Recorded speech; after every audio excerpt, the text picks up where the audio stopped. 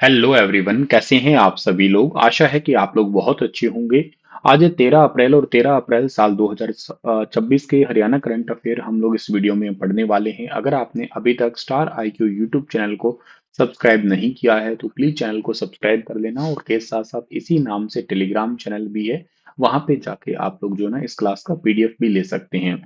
पिछले एक सवाल जो पिछला एक सेशन था उसके अंदर एक सवाल था आपके लिए कि हरियाणा शब्द का प्राचीनतम संदर्भ जो है ना वो क्या है। मतलब आपसे ये पूछा है अर्लीस्ट रेफरेंस। तो देखो, वैसे चाहमान में हरियाणा शब्द तो है, लेकिन ये तो मध्य काल का है, तो प्राचीनतम तो कुछ है नहीं। ऋग्वेद और अथर्ववेद में तो ऐसे डायरेक्ट संबंध हरियाणा का आता नहीं है, तो इसका आंसर जो था आपका इसमें से कोई ऑप्शन ही नहीं है। तो हरियाणा के रूप के नाम की उत्पत्ति का संबंध जो ना अलग अलग चीजें हैं। हरियाणा एक प्राचीन नाम तो है, लेकिन प्राचीन काल में इस क्षेत्र को हरियाणा ना कह के ब्रह्मवर्त कहते थे, आर्यवर्त कहते थे, ब्रह्म उपदेश के नाम से जानते थे। इवन महाभारत काल में बहुधान्यक्य कहा गया है। इसके बाद में हरियंका क्षेत्र कहते थे। फिर आगे जाके मोहम्मद बिन तुगलक के समय में पत्थर पर हरियाणा शब्द मिला था। तो प्राचीन काल में तो हरियाणा शब्द के लिए हरियाणा ना होके ये ब्रह्मवर्त, आर्यवर्त ये वाले नाम हुआ करते थे। गिरीश चंद्र अवस्थी ने, या जीसी अवस्थी कई बार छोटे रूप में पेपर में लिखा होता है, उन्होंने हरियाणा शब्द की उत्पत्ति का पता लगता है कि ये ऋग्वेद से मिला। हरियाणा जो शब्द है ना ऋग्वेद से मिला, ऐसा गिरीश चंद्र अवस्थी कहते हैं। चाहमान शासक पृथ्वीराज चौहान और गोरी के मध्य तराइन का युद्ध हुआ था 1191 और 1192 में, जो हरियाणा राज्य के अंदर हुआ था। तो अगर हम लोग प्राचीन काल में बात करते हैं तो प्राचीन काल में हरियाणा को हरियाणा ना कह के हरियाणा को ये बहुधान्यक्य, ब्रह्मवर्त, आर्यवर्त, ब्रह्म उपदेश ये कहते थे। बाद में मध्य काल में आके हमें कुछ शब्दों का पता लगा जहां से हम हरियाणा वर्ड कह रहे हैं। हरियाणा का मतलब क्या होता है? हरि प्लस में यहाँ पे है अयाना, और हरि प्लस में अयाना का मतलब है, हरि का मतलब होता है भगवान हरि का निवास, यानी कि भगवान विष्णु से संबंधित है ये। अयाना का मतलब होता है निवास होता है, तो भगवान विष्णु का निवास स्थान। हालांकि कहीं कहीं पे इसको ऐसा भी लिखा जाता है कि हरियाणा भी लिखा आता है, हरियाणा।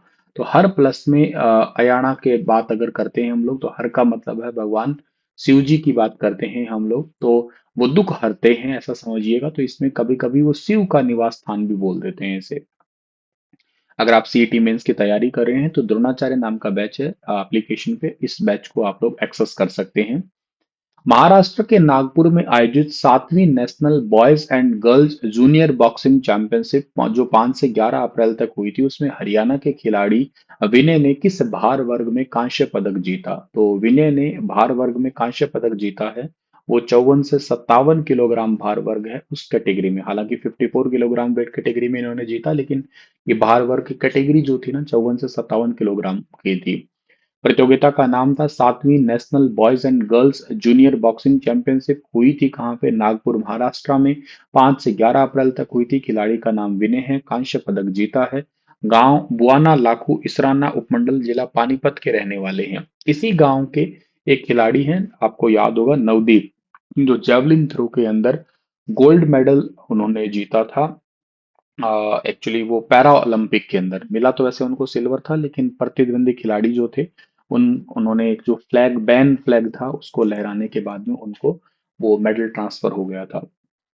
अकादमी का नाम है अरुण मेमोरियल बॉक्सिंग अकादमी, जो बुआना लाखू पानीपत के अंदर पड़ती है। पानीपत से एक जेवलिन थ्रो के खिलाड़ी आपको नीरज चोपड़ा, तो नाम वैसे याद है ही, याद रखना ही है ये तो। मंगोलिया के उलान बटोर में आयोजित एशियन अलीट बॉक्सिंग चैंपियनशिप 2026 में हरियाणा की बॉक्सर प्रिया घनगस ने किस भार वर्ग में गोल्ड मेडल जीता है? तो प्रिया ने अभी हाल ही में 60 किलोग्राम भार वर्ग में गोल्ड मेडल जीता है, मंगोलिया के उलान बटोर के अंदर एशियन अलीट बॉक्सिंग चैंपियनशिप के अंदर। नाम है प्रिया, रहने वाली हरियाणा के धनाना की है। और इसी गांव के खिलाड़ी और भी है, आप लोगों ने शायद सुना होगा, नीतू घनगस का नाम सुना होगा आपने। प्रतियोगिता का जो नाम है वो एशियन एलीट बॉक्सिंग मुक्केबाजी चैंपियनशिप थी, उलान बटोर मंगोलिया के अंदर हुई थी। गोल्ड मेडल मिला है और तीसरी बार एशियन चैंपियन बनी है ये। और अगला टारगेट इनका 2028 ओलंपिक में देश के लिए गोल्ड मेडल लाना है। और बॉक्सर विजेंद्र सिंह जो ना ओलंपिक पदक विजेता है, उन्हीं से कहते हैं इन्होंने प्रेरणा ली है।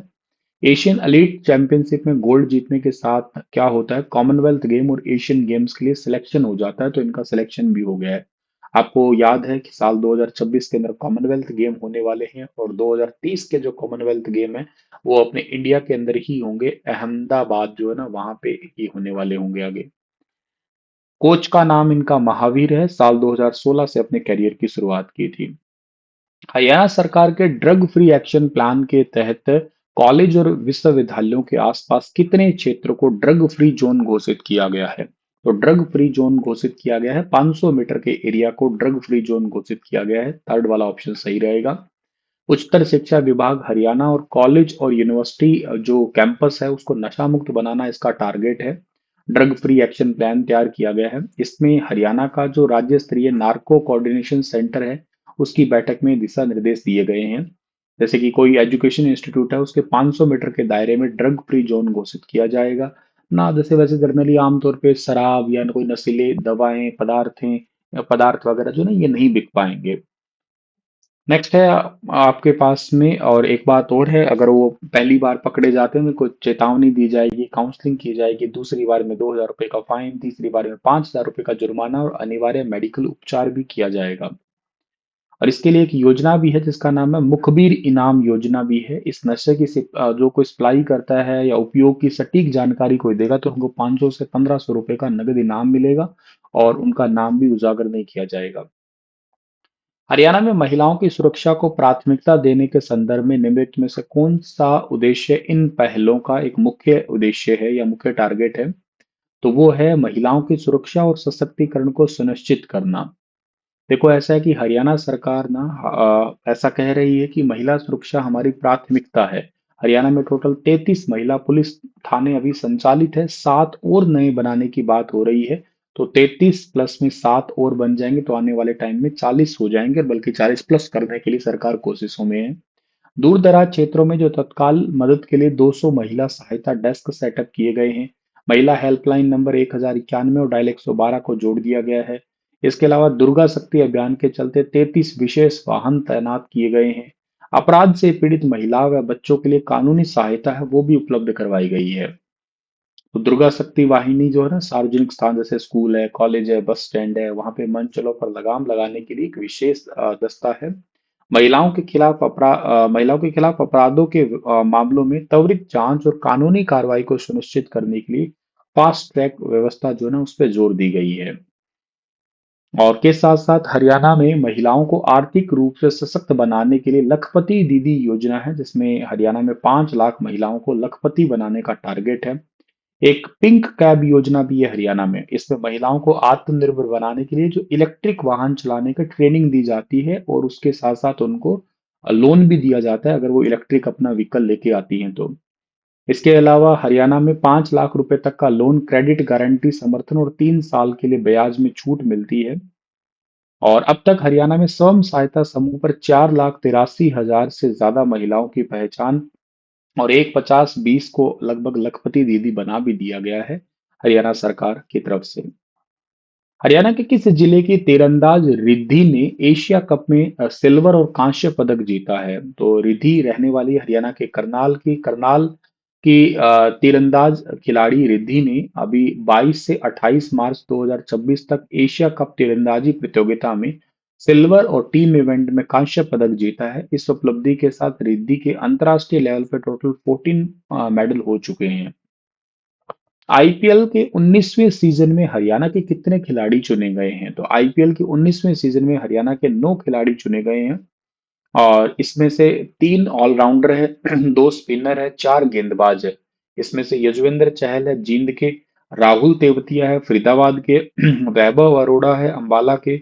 इसके अलावा निशांत सिंधु है अंबाला के, अंशुल कंबोज है करनाल के, कनिष्क चौहान सिरसा के, दक्ष कामरा है फरीदाबाद के, नवदीप सैनी है करनाल के और सात्विक देशवाल है बहादुरगढ़ के। ये खिलाड़ी 9 खिलाड़ी चुने गए हैं 19वें सीजन के लिए।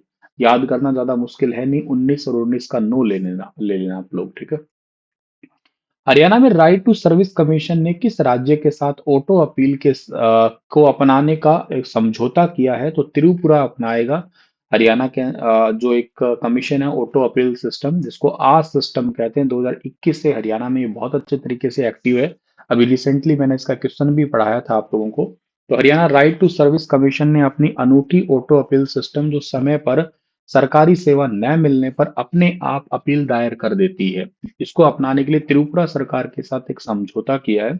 ये प्रणाली पारदर्शी और समयबद्ध सेवा सुनिश्चित करने के लिए त्रिपुरा में फ्री में जो उपयोग के लिए उपलब्ध करवाई जाएगी। इससे पहले ये प्रणाली दादरा नगर हवेली दमन दीव के यूटी प्रशासन के साथ में भी हरियाणा ने समझौता किया था। ये देश का पहला ऐसा सॉफ्टवेयर है जो 98% से ज्यादा अपील का तेजी से निपटान करता है। मैंने आपको पहले पढ़ाया था ना कि जैसे एग्जांपल से आप अगर किसी जगह पे काम कर रहे हैं और आपका जैसे मान लेते हैं कि एक दिन के अंदर डॉक्यूमेंट बनना था कोई और एक दिन में वो बन नहीं पाया तो अपने आप ऊपर वाले अधिकारी के पास में अपील चली जाएगी उसकी। हरियाणा के किस जिले में पहले सेफ स्कूल जोन की शुरुआत की गई है? तो सेफ स्कूल जोन की शुरुआत गुरुग्राम में हुई है। बच्चों की सड़क सुरक्षा को पुख्ता करने की दिशा में गुरुग्राम के कादीपुर में 28 मार्च 2026 को प्रदेश के पहले सेफ स्कूल जोन का शुभारंभ किया। इसका टारगेट है कि सरकारी स्कूल के आसपास जो है ना सड़क सुरक्षा मानकों को थोड़ा बेहतर बनाना। वैसे हरियाणा में सड़क सुरक्षा के लिए हरियाणा सरकार ना आईआईटी मद्रास के साथ में मिलकर काम कर रही है। आईआईटी मद्रास के साथ में एक संजय नाम का एप्लीकेशन भी है, आपको याद होगा संजय एप्लीकेशन भी है, मोबाइल एप्लीकेशन भी सड़क सुरक्षा से संबंधित ही। तो आज का सेशन इतना ही है। आपके लिए सवाल है कि हरियाणा के इतिहास के साक्ष्य कहाँ पर नहीं मिले थे? अशोक पिल्लर पे नहीं मिले, चनेटी के स्तूप पे नहीं मिले, सांची स्तूप पे नहीं मिले या थानेश्वर स्तूप पे नहीं मिले? थोड़ा विस्तार से बताना, चारों ऑप्शन को आप एक्सप्लेन कर सकते हैं। चैनल को आप लोग सब्सक्राइब जरूर करना अगर आपने नहीं किया है तो। आज आपका सबका टारगेट है एटलीस्ट आप लोग जो है ना आज सभी के सभी एक तो वीडियो को लाइक जरूर करते हैं। हम लोग एक काम करते हैं, हमारी डेली वीडियो के 500 लाइक का टारगेट बनाते हैं। चलो ठीक है ना, इतने तो आप लोग स्टार्टिंग में कर सकते हैं। आने वाले टाइम में हम इसको 1 के लाइक टारगेट बनाएंगे। इतना तो आज आप टारगेट पूरा करना और के साथ साथ चैनल को सब्सक्राइब नहीं किया आपने तो जरूर करना। आप Telegram channel star IQ education पे जाके इस वाली क्लास का PDF ले सकते हैं। शुक्रिया, सभी को राधे राधे, प्रणाम।